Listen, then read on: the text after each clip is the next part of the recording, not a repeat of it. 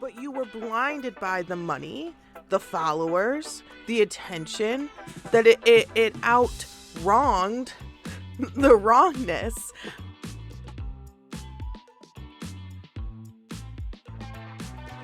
Welcome back to Possible Outcomes Podcast, where the possibilities are endless. We are your hosts. I'm Mick. And I'm Lilly. And we are two mixed girls living in a black and white world. Every week, we are going to get into the nitty-gritty of life as we know it, but with the joy of two people who refuse to be told what to do. We drop new videos every Wednesday, so like and subscribe, and we will see you soon. This week, we are going to be getting into some internet drama, and Lilly is going to be leading the way because Mick knows absolutely nothing about nothing. So, Lilly, it's all yours. I love internet drama so much. But unfortunately, my joy for internet drama kind of came out of being disappointed with a creator. So there's a couple things. So as Mick, you don't really know what's going on. You're familiar with these names. I've sent you some videos, but you're not one to like keep up with the internet drama culture. No. Now for me, I don't really live like a dramatic life, so this has like its moments of being able to give me like that like adrenaline rush of like, oh no, she didn't. Oh, he did what? Oh my God, so those kinds of things, and I love it because like I just go to work, I come home, I do my other YouTube channel. I don't really have drama in my life, so this when I found internet drama and when it started really taking off, like during Dramageddon, if you're familiar, it really was like Dramageddon 1, mind you. Wow, I'm gonna be learning so much. So the drama of it all really was just so exciting because these people have created such great like foundations for careers on the internet. They are rich, they are technically famous, they have everything they could ever want. They have eyes on them more than any other movie star. They have millions and millions of followers that cross platforms. They're making money. Every moment a video is online.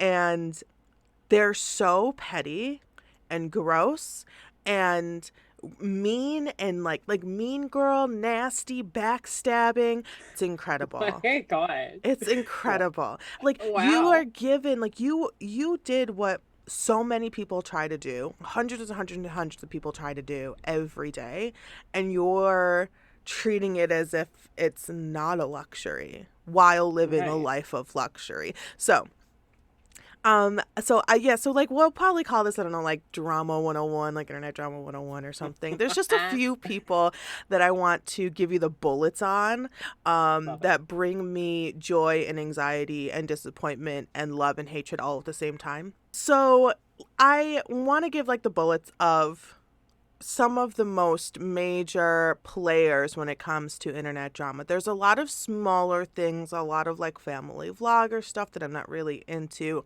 But when it came to Dramageddon and the backstabbing and the makeup and the he said, she said, they did, she did, we all did type of situation, there's a couple of main players that I want to inform you on that you might have some like shocking moments. So the person that I want to start all of this off with is Shane Dawson. And I know a lot of major drama, especially in the beauty community with all the beauty gurus. Sorry, just saying it is so stupid. Because they're just people who like makeup, right? Like you're not.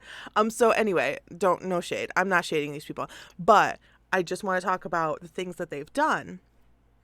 So let's start with Shane Dawson, because Shane Dawson was someone that I had no idea even existed until maybe like 4 or 5 years ago. I wasn't really into that type of YouTube. I was into like the DIY learning things YouTube, like in college. Like I had so many questions and I needed answers. I wasn't really into like, wow, there's people who are becoming celebrities and doing weird things, like silly weird things. Look at me, I'm silly, quirky, goofy, weird. Until I like left college and then I discovered it. And so I discovered Shane Dawson, and he was doing like, look at all the fun things I can put on a pizza, and then I'm gonna eat it one bite. Ugh, look at my cat. I'm so fat and tired. Like those types of things. And I was like, same. Like I feel you. Like let's just spend our free time doing silly, goofy, weird things, and not enjoy human interaction. Love it. I can relate. And Shane Dawson was someone who very quickly gained followers, and he had a youth following that I wasn't aware of. But he had millions of people, like young people, when he first started off, that were like at his beck and call, right? They were there. Yeah, I mean, like I knew him from Jordan and Paige in Potsdam. Like they showed me like a few of his videos, and I was like, oh, like this guy's hysterical. Right. Years ago now. Yeah, long time ago. 2012. Yeah, probably. A long time ago. And so unfortunately I didn't do any kind of like background check on the guy, right? Like I wasn't like, let me see where he started and how he got to this point. And he had like this relatable energy for someone who did not have money. So after he was kind of done with the look at these weird things that I can put in a blender phase, he kind of moved into this, oh, I'm trying to be an adult, but I'm still mentally poor. But like, I really have a lot of money, but I'm still like poor. Like, oh my God, I'm poor. Like $40, that's a lot of money. Like, I'm gonna buy it. Right. That's like the fan base. Yeah. Right. Like, I'm gonna buy it, but like, oh my God, I'm poor. Like, no, you're not. So But you're not. like, you're not. You're lying. And so, but like that at the time after college, working, trying to figure out what I'm going to do with the rest of forever, I was like, I am poor, I am poor. At the time I was working like 3 different jobs trying to move to a different city. I was like, I am poor, and I get it. And like, I have like an hour of downtime before I have to smash my head against a pillow and wake up in 6 hours to go hop open a bakery or something like that. Like, yep. I am poor, and this is a nice way to spend the little bit of time available that I have. And then videos emerge and people start talking about the past. And for Shane Dawson, unfortunately, the past became very very clear. And I think I was in the boat with the same boat with a lot of other people, where they kind of caught him at this stage where we are both trying to be adults, and we missed the very early years of Shane Dawson, who enjoyed things like racial stereotypes, blackface. Let me say it again, blackface. And it was very unfortunate because we found joy in what he did momentarily.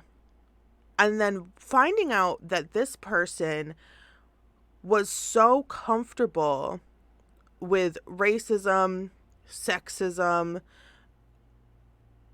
blackface in the early 2000s, it was an incredible switch that just flipped.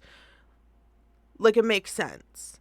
Yeah. Because how could somebody become so big so fast without relying on the disgusting stereotypes and narratives that get eyes? It makes sense. Of course. Yeah. Of course that's how he started.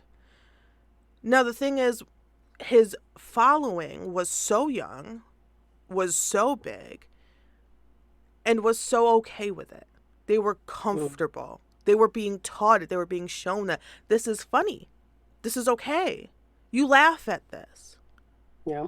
You see a black person in a head wrap or a scarf or a camisole and they don't look rich, it's fine. Laugh at them. No. No.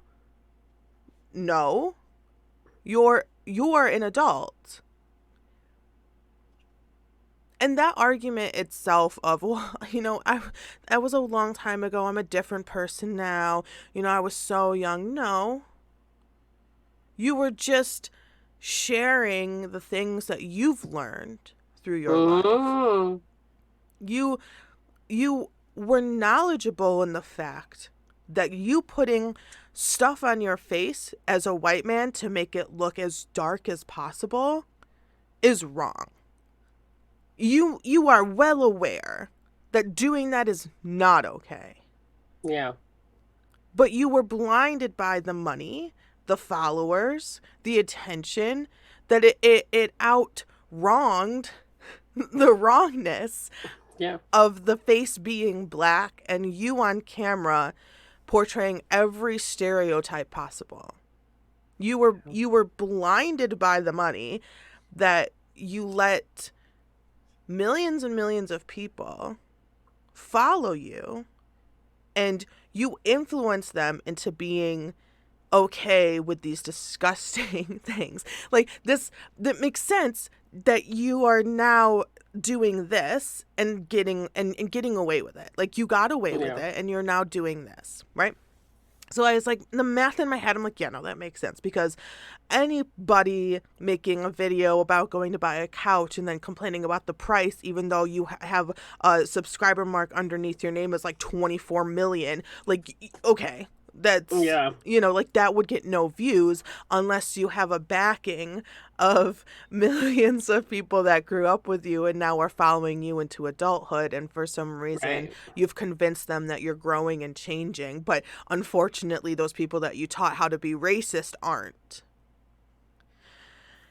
So Shane Dawson got caught up in all of that. So he took like a break. So like it was like once one video came out about his past, another video and another video and another video, and it was just a moment. It was just like a wave of just like, you weren't good.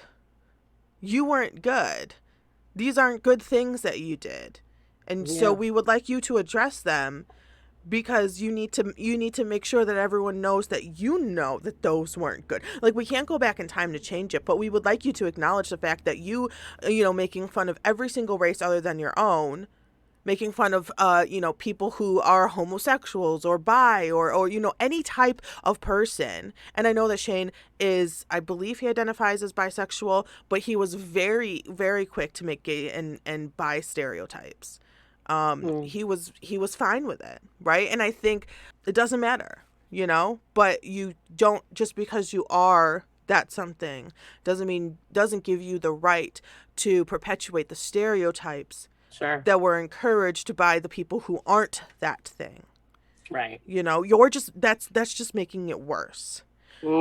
And because you feel comfortable in perpetuating those specific stereotypes because you identify in that category, does not give you the right to perpetuate other stereotypes as well.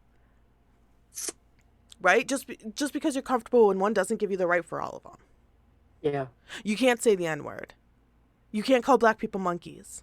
You can't do it. Like our feet are down. We're putting our feet down. We have put our feet down. Right? You're not doing it. You can't do it. Period. And it should never have been a conversation of, well, can I get away with it? No. It may have taken some time, but you definitely ain't getting away with it. So, okay, so that's pretty much Shane Dawson in a nutshell. And I don't want to minimize him into just the past, but it's not like his present has been any better. During, before, after he became, when all of his back story whatever came out, he kind of buddied up with the makeup gurus, the beautiful people on the internet, the beat my face to the gods people, those.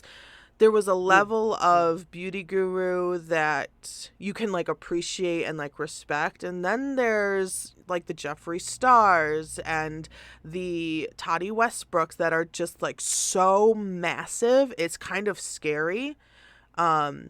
it's almost like a cult. Like they have this cult following because there's millions and millions and millions and millions of people that have hit that button to say, I love you. You know, like I love what you do.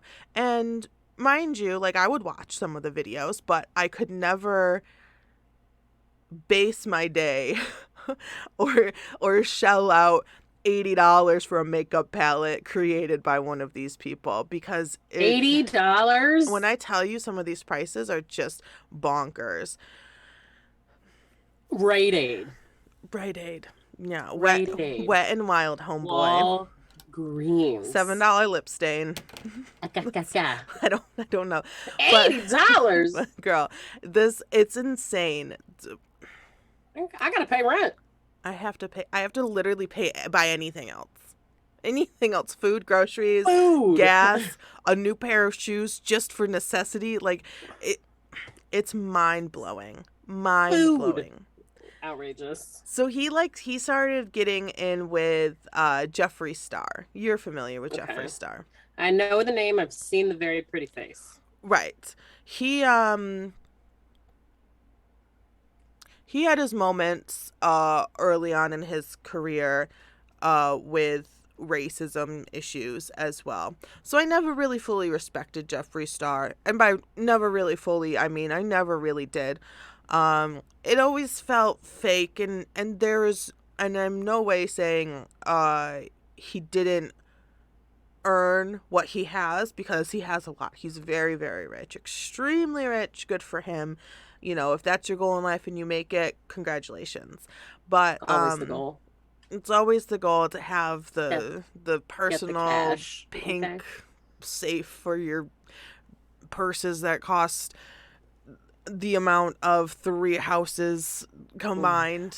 You know, excessive wealth is not even. I thought my Michael Kors bag was expensive. Yeah, no. LOL. No, but it's like I think having wealth is one thing, but having excessive wealth to the point like you don't there's not enough time in the day to even use those bags. You know, if you have 100 purses that are worth at least $200,000 a piece, what? Like, why? You can't take it with you. I'm sorry, was that $200,000? At least. I mean, I've seen purses go for like $1.5 million if it's a certain brand and designer, and yeah. Could you imagine carrying 1.5 mil? What do you put in that bag? Absolutely nothing. What do you like? Because in my purse, it's Ricolas, and like wrappers of Ricolas, some sand because I go to the beach. Sand, yeah. Some chocolate covered almonds probably sprinkled in there. A yogurt, eaten or uneaten. The spoon. Kombucha bottles. Yeah. What do you put? I have questions. If anyone can answer the question, what do you put in a $200,000 handbag? I'd just in the comments let me know. Because I would have no idea, and I wouldn't want it. I would sell it. It's like, have you seen or heard Tiffany Haddish's autobiography? No. In it, the Smiths, Will and Jada, are like, yo, like we bought you this, this gorgeous dress, blah blah blah blah blah. However much it cost, it was an outrageous number. And she was like, I'm gonna sell this. Yeah. I'm gonna wear like my Kmart special. And I was like, Tiffany, you know what's up. You know what's up. And it becomes normal, right? It becomes normal. It's, Lord, please let that become my norm.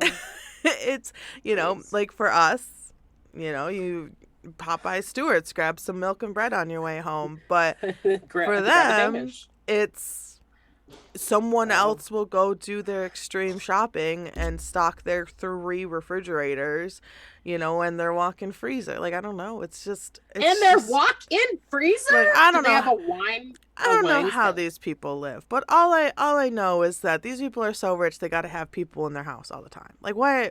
Like, you don't. But you're so rich, you don't get alone time. Like, you have so much money out of my house that you don't even get alone time. You're like, oh, I don't want you in here. There's always somebody in your house.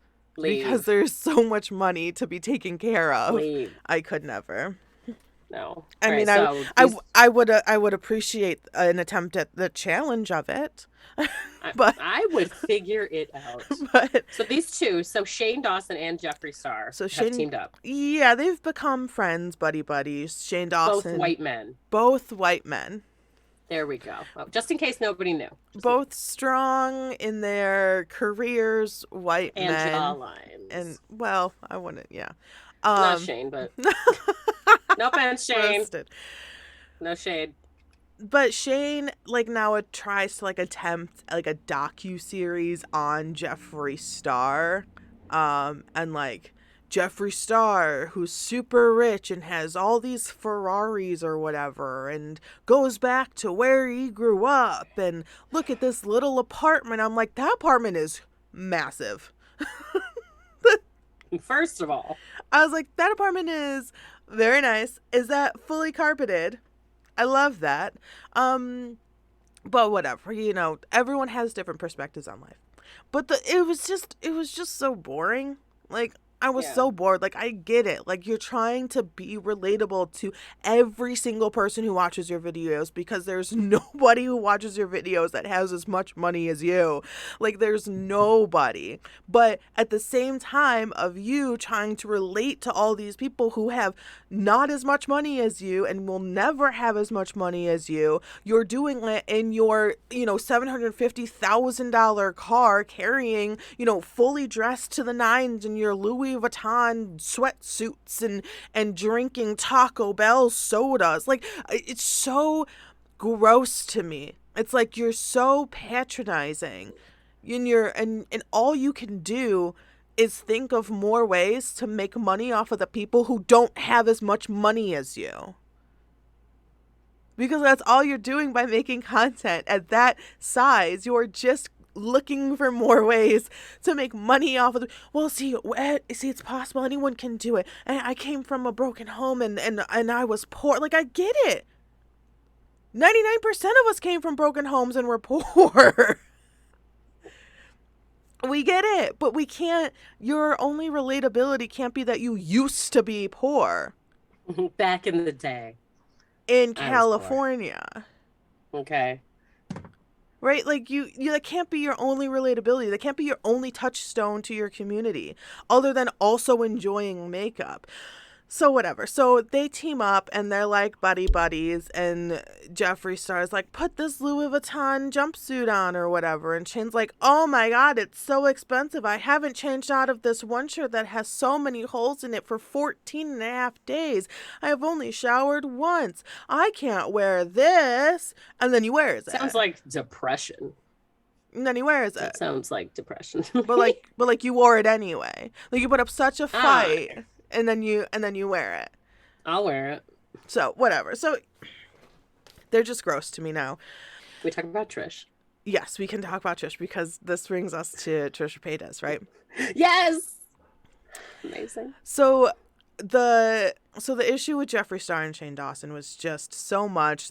I can't appreciate it. I can't respect it.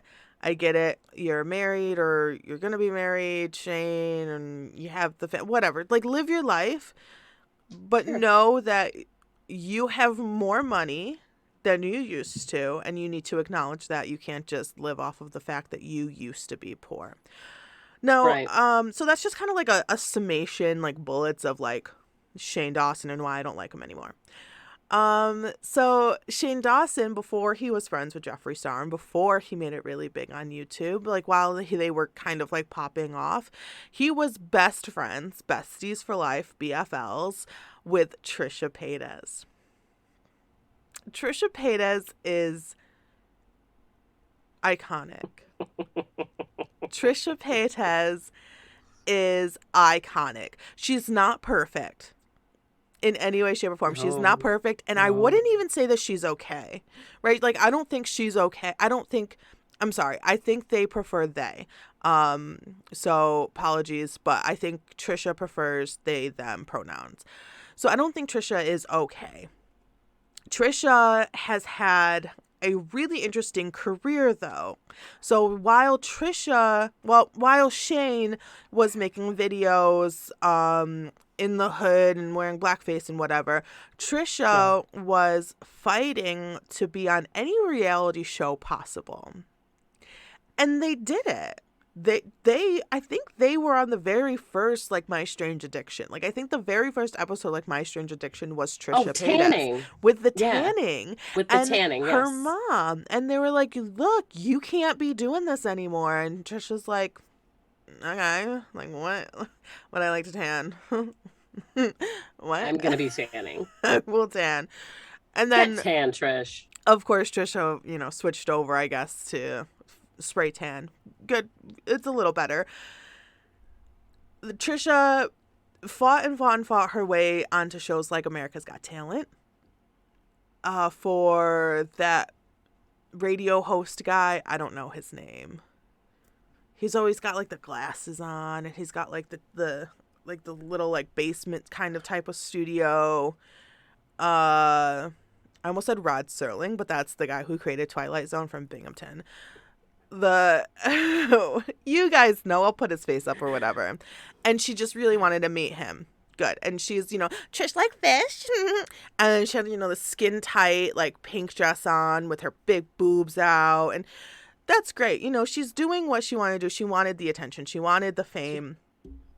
She wanted it. She was on the Tyra show. She wasn't happy about that. There's a big story about that.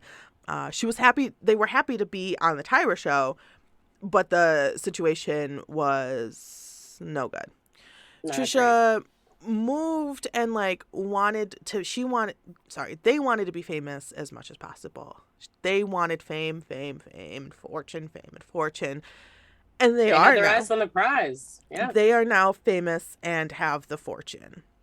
Unfortunately, it cost them things like $5 blowjobs for extra money, selling meat outside of comedy factories and whatever. All that stuff. It's like they had a life, and they definitely had some traumatizing situations growing up. I'm not going to get into really those. But Trisha was like the hourglass bombshell, like big boobs, big butt, little waist. Personality. Trisha, when turned on, like you turn on the switch, Trisha can entertain you for hours. Oh, yeah.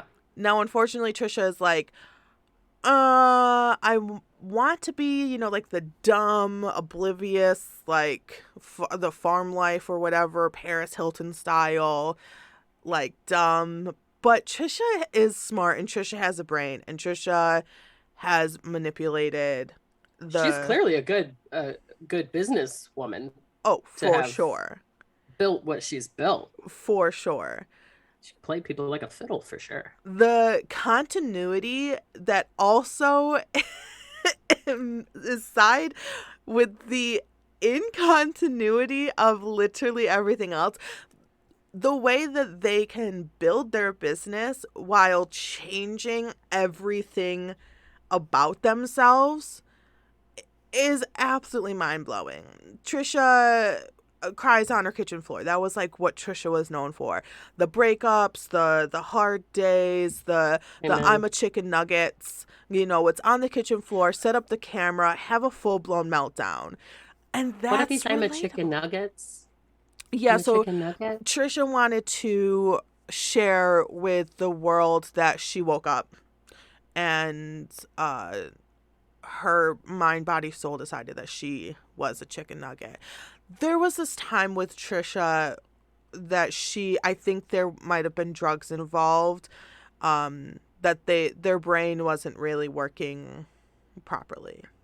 Yeah. Unfortunately. I'll have to look those chicken nuggets up. Yeah. That moment kind of leads into some other really uncomfortable and uncool things that Trisha has said, which makes her much less likable as just a real person. Same with Shane. There's history to everybody. Trisha. Okay, so Trisha's gone through the phases. I guess it's easier to say that she's gone through phases. So Trisha is the Disney princess. They love Disney, the ears, the Disney. What one's out in California? World, Land. I don't know. All the Disney stuff, Mickey this and all that. Yeah, the Disneyland.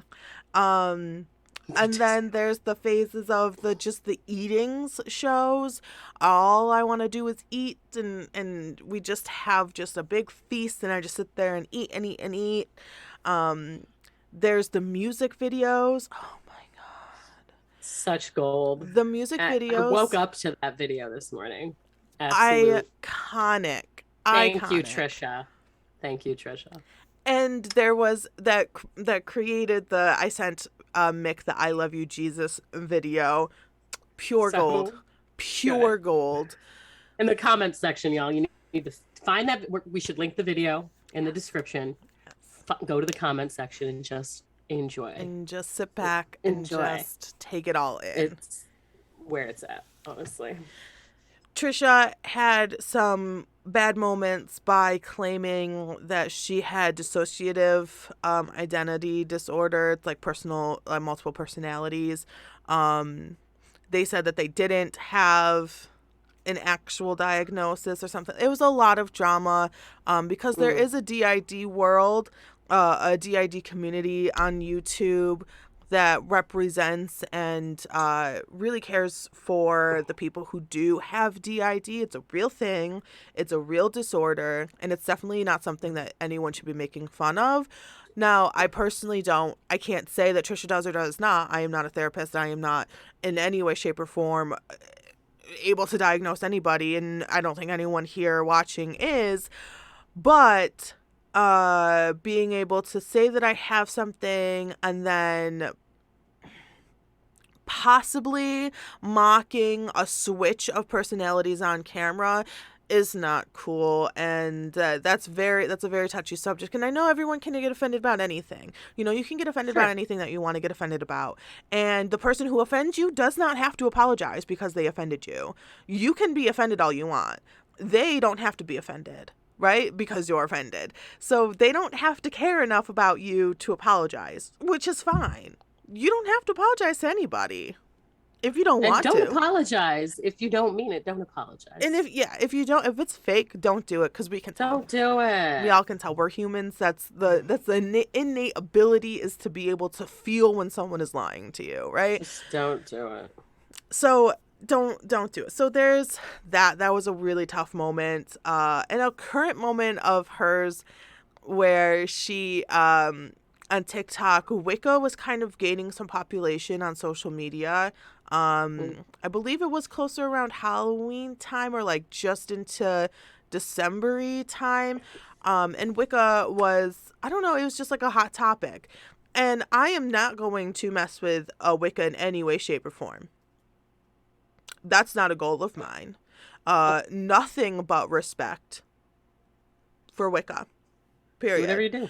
And unfortunately, Trisha made some posts on TikTok and whatnot, claiming that it was they were part of Wicca since forever, and that people can't tell them otherwise, and all that stuff.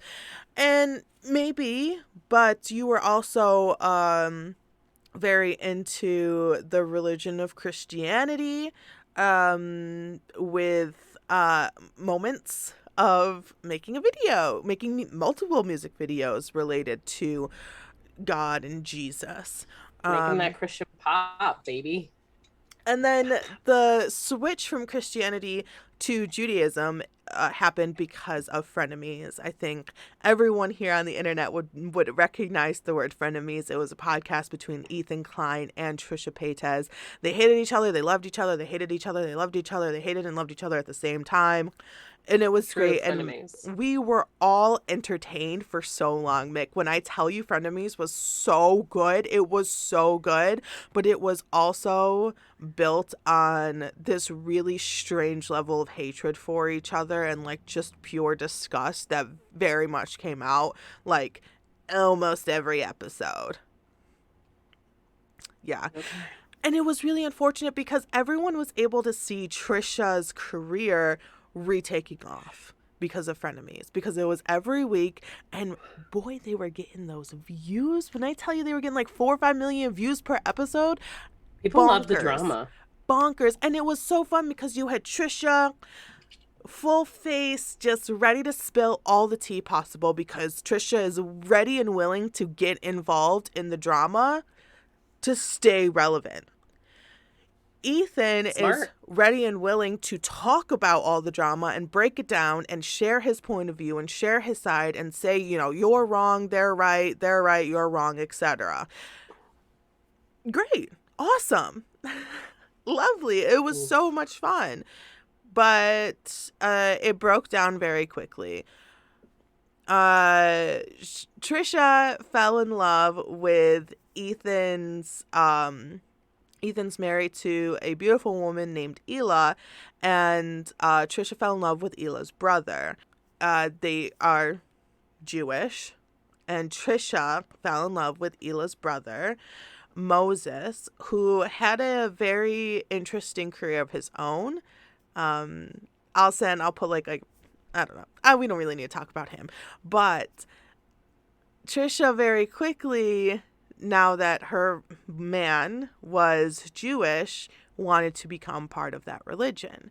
No, it's not easy. It's not an easy process for someone to convert to Judaism. It's straining. It's a lot of work. It's a lot of time, and it's a lot of practice, and it's a lot. It's a mental, emotional process. You know, you're changing your life essentially. Yeah.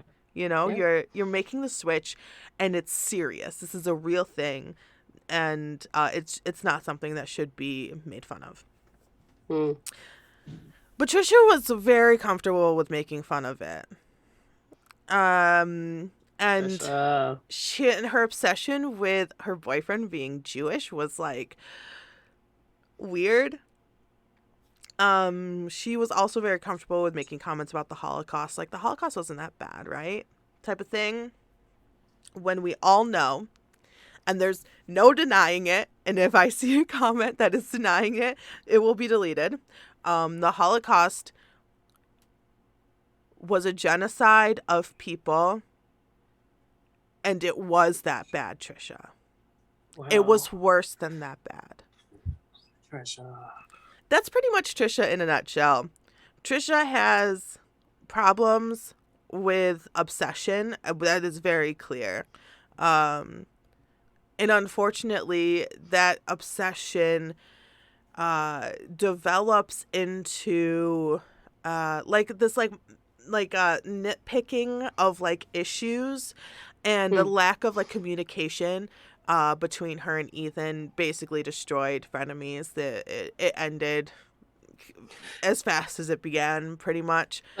But she's dating his wife's brother. Not just dating; they're married. Engaged. Oh, they're married now. Okay, they got married. There we go. Okay. Yeah. Wow. So now they really can't get away from each other. Now they're really related enemies. Unfortunately, before the wedding, the fallout of Frenemies occurred, and there were so many videos, so many text messages, so many because of this, you did this and you did this and all the things and this and that and this and that, there was a separation of church and state, essentially, between Ethan and Trisha and Moses. Some family went and some didn't. I don't know the exact details on any of that, but Ethan, Ela, Yikes. and they were not a part of any of the, I believe, 4 weddings that Trisha had. But I'm poor. Yeah, well, Trisha wasn't really one to say, like, I am poor. Thank you, Trisha. Trisha made it very clear that her upbringing was tough, and she had a lot of traumatizing moments, but she was all about having money and spending money, for sure. Yeah, and I think I respect that. She's like, I got money now, so I'm gonna spend my money. I worked for this money. I earned this money. I'm going to spend this money, and that's definitely more. Money. I'd rather respect someone for that than relate to someone with a fake narrative. Sure. So that is a little bit about Trisha. Oh, This is Trisha. a very like open-ended, we're not finished, we didn't start at the beginning, like 101 crash course to a few of the big players in the internet drama sphere. And I love this so much. I could talk about this all day long. So, do you have any questions or anything about Trisha and Shane? Because I want to just talk about one more person before we leave that doesn't really have as big of a connection to Shane as Trisha does, but there is a connection. But if you have any questions and I could possibly answer them, please let me know. I don't have any questions, but I do. Well, I guess it's kind of a question. My commenty question is in the world of internet, YouTube, sensation-y drama, making money people, Yeah. do we think, just you and me, and all our viewers and listeners out there, Yeah. do we think that these human people should be paying for things that they said well before, or in their early years? The blackface comments, the Holocaust comments, which I don't know how recent that was, and was there ever any formal apology from either of them? So I think so when it comes to Trisha and their comments, I think that they did a pretty okay job on Frenemies, which there were comments earlier in her career about the Holocaust.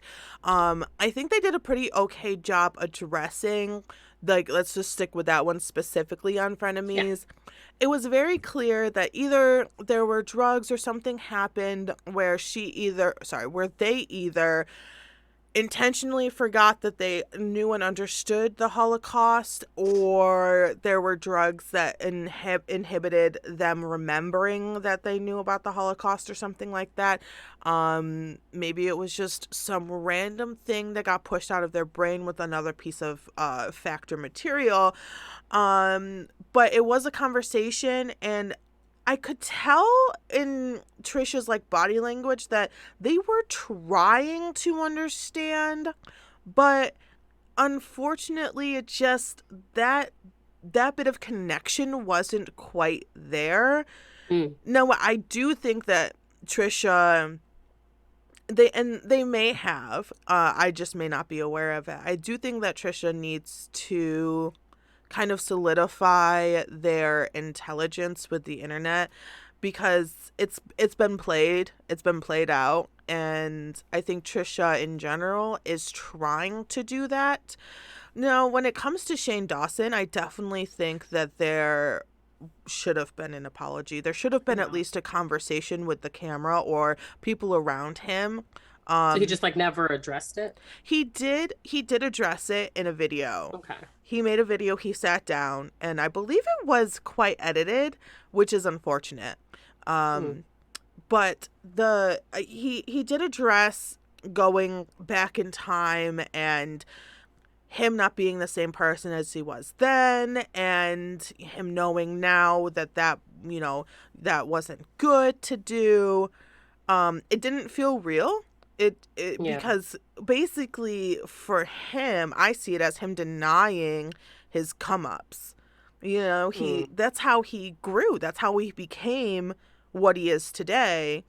So like that would be weird, right? Like I can see where the being torn in his brain would be, but sure. Also he really ingrained all of these stereotypes into like almost an entire generation. So in that instance, it's hard for that apology to even be sincere, if it was one, right? Because of the way that he got his start, essentially. Right. I don't think he will ever be fully sorry, because I don't think you can be. Mm-hmm. I don't think you can be. I don't think that's something that, and I know and I understand people grow and change and Sure. things shift, and you can feel one thing about one thing and the next day you can read an article and it changes your mind. But I don't think you can ever be truly sorry enough for it to actually mean something about Right. an entire, like, it wasn't just once and it wasn't just twice. Yeah. It was over and over and over again. There were t-shirts made. And that's where the problem is, right? You know, you didn't just make videos, you made merchandise. Oof. You you Mm. allowed children to wear the racism to school. You know, you allowed the youth that followed you to share with their friends, you know, to carry it on, to pass it on to everyone else that they see. And that was, I don't think you can ever be sorry for that. I think you can feel bad. I think you can feel really bad. But I don't think you can ever be sorry enough for it to actually mean anything. Because that's big time. That's big time. Yeah. You know, putting a like a blackface character on a piece of merch and having your kids ask their parents, "Hey mom, can I use your credit card? I want to get Shane Dawson merch," and then you get that in the mail. Yeah. Yikes. I think it was like named like Shanae or something like that. Like it was a very, and then that's just one, you know, and that's just one. Sick of people. Yeah. Sick of y'all. So, and it's really unfortunate. It makes me really mad because I spent time of my lives, time of our lives. The time of our lives. We spent so much time of our lives, you know, watching this person and giving him views and watching ads and putting money in their pocket. And yeah, but it sucks because like you don't feel like you should have to do your research on a YouTube creator. Right. You but know? I mean, and nowadays you got to do your research on everybody. Research who you're dating, research who you're employing. Like, yeah, it's all bad, man. So before we go, I know you have to take off soon, but before we go, I just want to do like a quick, like 5-minute touch on someone that might, someone that needs, I think, more people talking about, to other people except for her. Eugenia Cooney is a creator who has been on the platform for a long time. She now does a lot of Twitch streams. She streams long hours, almost every day type of thing. And her connection to Shane Dawson is during his documentary series Situation Time. He encouraged and did a documentary with Eugenia Cooney to get help for her eating disorder. If anyone is familiar, it's very clear that Eugenia Cooney has an eating disorder. She is currently wasting away in front of her subscribers and anyone who clicks on a video of her. It's very clear and it's very sad. And basically, YouTube, Twitch, are comfortable enough to not do anything about it. We have warnings when it comes to political disagreements, but we don't have warnings when it comes to people who are sick enough and sit in front of a camera, basically body checking themselves, which is checking to see how skinny they are for this specific disorder, which I believe is anorexia. Of course, I'm not diagnosing her in any way, shape, or form. That's just my own personal beliefs. But she is wasting away. She does not look good. It has not looked good in a very long time. And it's really sad because there are millions of eyeballs on her every day. And people will reach out and say, hey, you okay? Like, should you go get help? You know, like you're not okay. We want you to get help. And then she responds with, guys, I'm fine. See? And everyone's like, well, you haven't eaten anything today. And her response is, well, I don't have to eat on camera for you guys to believe that I eat food. Like, I'm fine. My health is not your concern. Like, I have doctors, which is really sad. But reaching out and saying, hey, you don't look good, like you look too skinny, like you don't look healthy, is encouraging that person, saying, oh, I'm getting skinnier. This gets me attention. I'm getting skinnier. I get more attention. There's more people watching me. More people watching me, I get more money. I'm fine. It's fine. It's okay. I'm okay. So I wish that more people talked about it, and in the way where we want the platforms that she uses to help her, because we've seen it before where an eating disorder gets out of hand, and then moments before they reach for help, they pass. It just happened. And we don't, I mean, she's young. So Shane did a documentary with her getting help, and she got help, and it was really tough, and she came out and she looked good. But unfortunately, she went back to social media, which is clearly a trigger, and it triggered the eating disorder to come back on. And I don't encourage anybody to go watch her stuff. I don't encourage that, and I definitely don't encourage anybody to comment on anything, because the more views, the more comments. But it's really sad, because why can't these platforms do something? Why can't these platforms put a warning and say this is a human representing something that is not safe? You know, TikTok sees someone fall and they're like, look, this could be bad. This could be bad. And YouTube's just like, yeah, Eugenia, you can keep posting. You're fine. You're fine. No repercussions. Literally watching somebody die right in front of you. We are watching her die. If you watch her, you are watching her die. And it is so heartbreaking. I just wish she would get I wish she was able to get some help, because I don't think the home that she lives in is encouraging enough for her to get help. I mean, I have no idea what her home life is. You know what it reminds me of? Amy Winehouse. Before she died, I had watched this documentary. I mean, if you listen to her music, you know, she was obviously a very troubled person. Yeah. Rehab, Exhibit A. And they let her die. Yeah. They let her die. Yeah. Makes me so mad. Yeah. It's really frustrating. It really is so frustrating and sad. Because what are you supposed to do? People have called the police. People have sent cops for her to get a wellness check, you know, sent on her. She needs to go check in with the police and all this stuff. And then she films it and puts it on, like, Instagram. It's like, these cops are so nice, guys. I'm fine. Oh, my God. There's a book that I read. The name, I was just trying to look it up.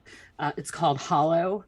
And it's by this woman who's a Christian writer. And she had a really debilitating eating disorder for years and years and years and years and years. And she was in and out trying to get help, all this stuff. It was just so surprising that nobody would help her. Yeah. And like just the internal monologue that she had of herself was like, I want to be so small that I just like she would lay on the ground and feel the floor through her body. It's going to make me cry. Like, how can you let somebody do that to themselves? I don't understand. Yeah.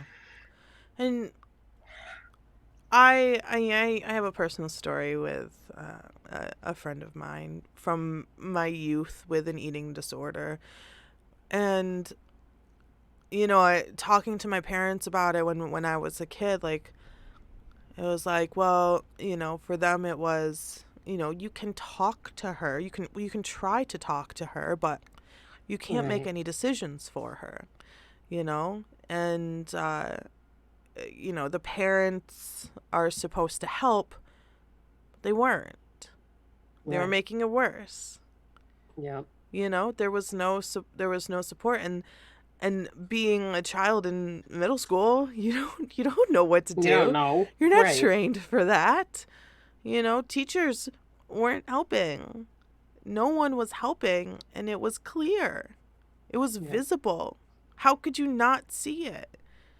It's so sad, because this is not, and it makes me really mad to call it an eating disorder, because it's not an eating disorder. It's a mental disorder. Right. Like, it is a mental disorder that affects eating, that affects your body's ability to be hungry or not, or to binge or not, or to purge or not. You know, it's a mental disorder that needs help. And this poor girl, is in a situation where everything around her is encouraging her not to get help except for the actual people typing. But when you type to her and you send her a special gift or whatever on Twitch, you're giving her money. It's having the opposite effect of what you, but like, how else are they going to help? How else are they going to at least be able to say, well, I tried. I tried. It's this awful catch-22. And like, Mm. you can't call CPS. She's an adult. There should be adult CPS. I always say that, and no one ever listens to me. There should be adult CPS. I always say that. We're going to start it. We are the adult CPS. We are adult CPS. Stop it right now. Come with us. We're your friends. Like, fuck. It's so heartbreaking. Poor girl. I just hope one day she's able to get help before it's too late. Right. And at this point, people are just making fun of her because she's been so sick for so long and she's not getting help. Right. People are like, well, we've done everything we can, and she's so comfortable body checking and showing off her underwear and, look at my shoes, and she lifts her leg up and there's her underwear, and YouTube doesn't care. But come on, YouTube. My other YouTube channel, I lost comments on almost every other video I posted because they thought, now mind you, this channel, you could only see maybe 4 or 5 of my fingers on my hand.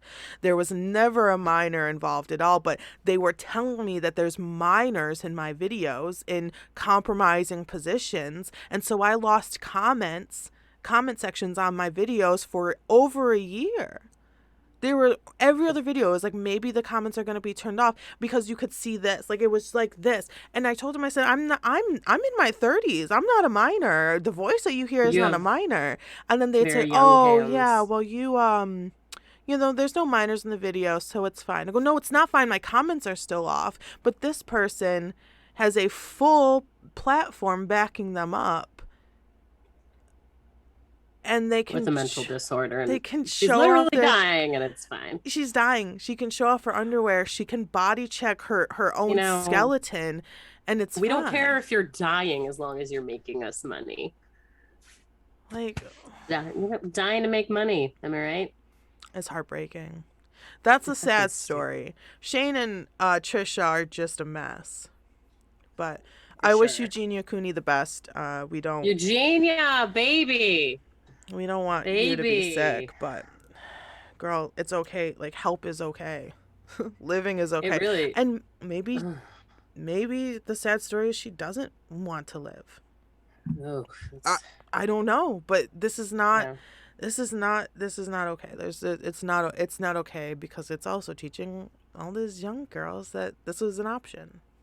Right, you can go into organ failure and turn gray. But you look good. All right. Turn gray, and everything that you put on is going to be baggy. It's like it breaks my heart. It breaks my heart. Absolutely breaks my heart. I can't do it. I can't. I wish her the mind, man. The luck. The brain is fragile, and once it's broken, it's hard to put back together. But there are options. I know that I have a lot of friends on here that are Christian that watch this, and Joyce Meyer. Everybody knows about Joyce Meyer. I mean, she's this huge, Christian speaker, evangelist, and she wrote a book and a study called The Battlefield of the Mind. And and it's true secularly, it's true in religious circles. It truly is the ultimate battlefield.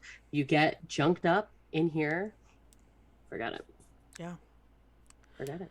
Yeah. Take care of your mental health, man. Please, dudes, honestly. Homies, like, ladies, gays, everybody. Do it. Do it. Why would you not? Go to therapy. Yeah. Everybody go right now. Go right now. It's okay. Bring. Go. Or even just take a mental health day, Just take a mental health day. Take a day off. Take a day. Just take a day, Take a couple days. Take a long get COVID. weekend. Take a week. Oh God, don't get. And we're done. Don't get COVID. And COVID sucks. Don't do it. Take a week. Takes 17 days. Oh my God. Somebody I know had to take 17 days because they kept testing positive and they could not go back to work. But you can test positive for up to 90 days. The woman told me I could test positive with a PCR test for up to 6 months. Who took my test? This is a true nightmare. And then the hospital called me and I missed the call. And they're like, hey, we just wanted to talk to you about the options about being able to return back to work. You are still testing positive. And I'm like, yeah, but I had COVID like 2 weeks ago. And like the woman told me I could test positive for 6 months. Right. So like, what do you want me to do? A 6 month sabbatical? I'm on hiatus. I'm like, Plenty of time to make new content. So that is a very, very, very, very, very, very, very small bit of drama. Intro to Drama 101. 101, baby. With Trisha, Shane, and a spoonful of Eugenia Cooney. Poor girl. So what did you think? Are you excited? Do you want more drama? I do actually want more drama. More drama, more detailed drama, like very specific events. Detail. I do. I'm very curious about this chicken nugget nonsense. Yeah. And I need to watch the episode of Frenemies. I know you sent me one. I definitely have to watch it. Oh yeah, Frenemies. I started it. It was good. It was entertaining, but unfortunately, the co-hosts, for various reasons, it all kind of summed down. I think that that would be a good episode to talk about. What could happen, what could go wrong with co-hosts on a podcast. It's interesting that they were actual like friend enemies, though. That's really what because I would not. I don't have any personal enemies, but I would not be doing a podcast with an enemy. Yeah, it was such a strange story because Trisha went on Ethan's podcast, the H3 podcast, and then she was the H3 Bachelorette, and then she met Hila's brother, and then they started frenemies, and then they were dating, and then it was a whole thing. She was part of a video that Ethan made about reality versus Instagram and all the things, and there were mean things said from both sides about each other, but then they agreed upon becoming co-hosts and it worked. The Dawson. But then they said, you know what? Then it didn't work. Benjamins for a while, baby. Then it didn't work. Yeah. Oh boy. Sometimes people break up. Frenemies break up. Yeah. And I think a friend breakup is just as tough as a boyfriend-girlfriend relationship-y level breakup. Oh, Camilla and I broke up for a minute. Yeah, I remember that. We were broken up for a year. Yeah. I was crushed. We got back together, though. We're good. We're back. I knew it. Love you, Camilla. I mean, there wasn't any other option, really. Than that. We were always coming back together. We just need to take a little break. Yeah. A friend breakup is tough. It's tough. But yeah, so that's the possible outcomes. Look, there are so many possible outcomes to drama, and I love it because these people could be popping off with something crazy any moment. Because they have the resources to be as crazy as possible whenever they want to be. And I love it. I think it's great. They're munties. They're not great people. I do not idolize them. I hope no one else idolizes them. They don't deserve to be idolized. But I will watch them idols. Just because they're messes. And they make me feel better about my own life. Listen. We're all right, okay? You and me, the closet. Yeah. We're all right. We're chill. I'm chill. Humble beginnings. Literally the humblest. Humblest of beginnings. Humblest. So that's possible outcomes for the day. I hope you enjoyed our YouTube Internet Drama 101 course. We are very much looking forward to passing off the syllabus, and we will see you in next class. Don't forget to subscribe, comment, share, all the things before you go. We have new videos coming out on Wednesday. I will put up here our social media if you'd like to talk to us in between episodes. We are available, we are chatty, and we're not going anywhere. So you might as well just subscribe because we are going to be here every Wednesday. So just subscribe and it'll be fine. Okay, bye. Bye, everyone. All right. We'll see you guys in the next one. Bye. See you in the next video. Oh, we're learning. We're learning. Who are they? Who are they?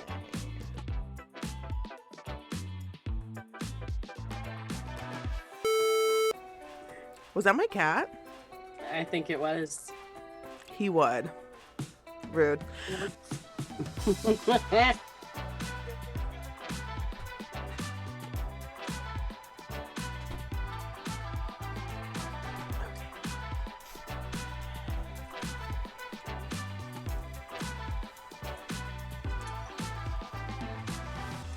Why is this happening to me?